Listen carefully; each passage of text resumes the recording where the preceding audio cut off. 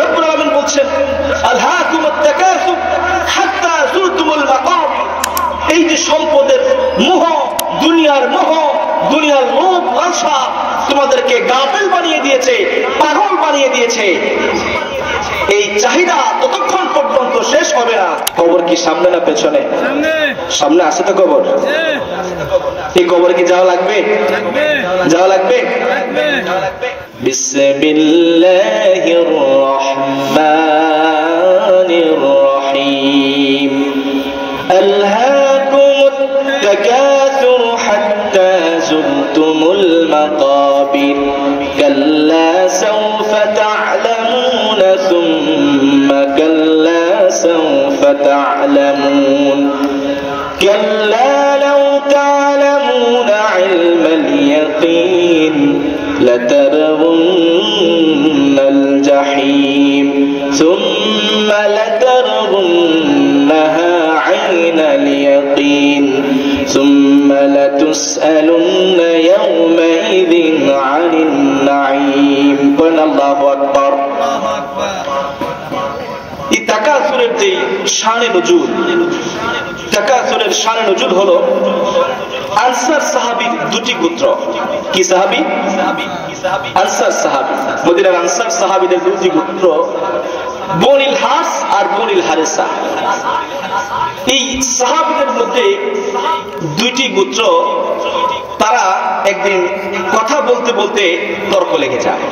কি লেগে যায়? আমাদের মধ্যে এরকম আছে না? দেখবেন যে একটা বিষয় নিয়ে কথা বলতে বলতে হঠাৎ করে কি ঝগড়া পর্যন্ত হয়ে যায়। আছে না নাই? সাহাবীরা কথা বলতে বলতে এক পর্যায়ে তর্ক লেগে যায়। প্রথমে তারা তাদের গোত্রের এক গোত্র বলতেছে যে আমাদের গোত্রের মধ্যে নেতা বেশি, আমাদের গোত্রে উট বেশি, দুম্বা বেশি, আমাদের যুদ্ধের যোদ্ধা বেশি। আরেক দল বলতেছে না, আমাদের নেতা বেশি, আমাদের গৌরব আছে, আমাদের ধন সম্পদ বেশি, আমাদের এটা বেশি। এই যে বাড়াবাড়ি তারা শুরু করে দেয়।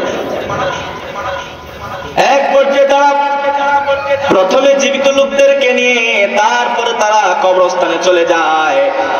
সেখানে মৃত লোকদেরকে নিয়েও তারা এক পর্যায়ে তর্ক লেগে যায়।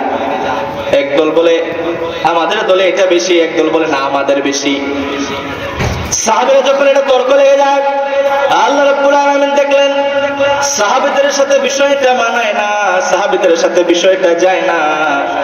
রব্বুল আলামিন সাহাবীদেরকে শিক্ষা দেওয়ার মাধ্যমে গোটা বিশ্ববাসীর জন্য মেসেজ দিয়ে দিয়ে রব্বুল আলামিন নাজিল করে দিয়েন আলহাকুমুত তাকাসুর হাত্তা যুরতুমুল মাকাবির। বলেন আল্লাহু আকবার।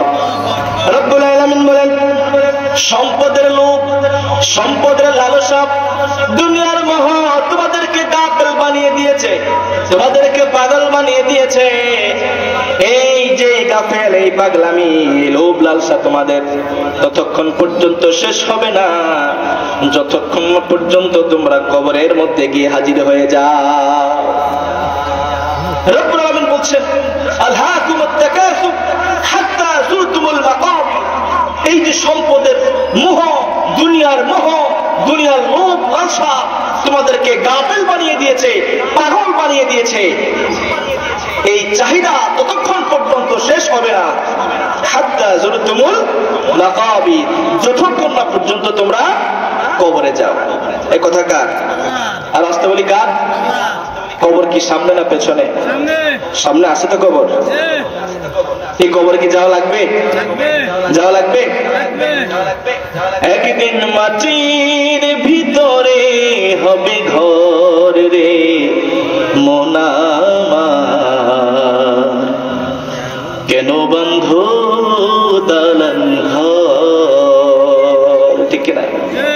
একদিন মাটির ভিতরে হবে ঘর রে মন আমার, কেন বান্ধো দালান ঘর। প্রাণ পাখি উড়ে যাবে পিঞ্জর ছেড়ে, ধরাধমি সবই রবে তুমি যাবে চলে। প্রাণ পাখি উড়ে যাবে পিঞ্জর ছেড়ে,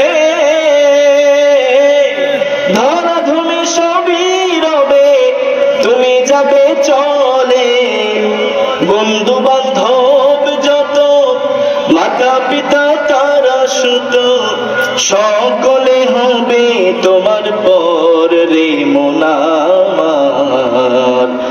কেন বন্ধ দালান ঘর, একদিন মাটির ভিতরে হবে ঘর রে মন আমার। কেন বন্ধ দালান ঘর, ঠিক কিনা? এই জন্য রব্বুল আলামিন বলেন হাত্তা যুরতুমুল মাকাবির, তোমাদের এই লোভ লালসা, তোমাদের যে দুনিয়ার যে প্রতি আসক্তি, কি বলে দুনিয়ার প্রতি যে তোমাদের লোভ মোহ, এটা ততক্ষণ পর্যন্ত শেষ হবে না যতক্ষণ পর্যন্ত তোমরা কবরে যাও। আমার ভাইরা, রাসূল সাল্লাল্লাহু আলাইহি ওয়াসাল্লাম বলছেন ওয়ালা ইয়ামলাউ জাওফা ইবনে আদম ইল্লা তাওয়া। রাসূল সাল্লাল্লাহু আলাইহি ওয়াসাল্লাম বলছেন আদম সন্তানের পেট 3.5 হাত কবরের মাটি ছাড়া কখনো ভরবে না। আরো চাই, আরো চাই, আরো দেন। রাসূল সাল্লাল্লাহু আলাইহি ওয়াসাল্লাম বলছেন কোন আদম সন্তানকে যদি একটা উপত্যকা পরিমাণ ধন সম্পদ দেওয়া হয়, বলবে আমার আর লাগবে না, আর একটা দেন। যখন তাকে দ্বিতীয়টা দেওয়া হবে তখন বলবে আর লাগবে না, আর একটা দিলেই। যখন তৃতীয়টা দেওয়া হবে সে বলবে আর একটা দেন, আর দরকার নেই। আমার ভাইয়েরা, তার এই চাহিদা কখনো শেষ হবে না, তার এই চাহিদা কখনো শেষ হবে না। হাত্তা যুরতুমুল মাকাবির, যতক্ষণ না পর্যন্ত সে কবরে গিয়ে হাজির হয়ে যায়।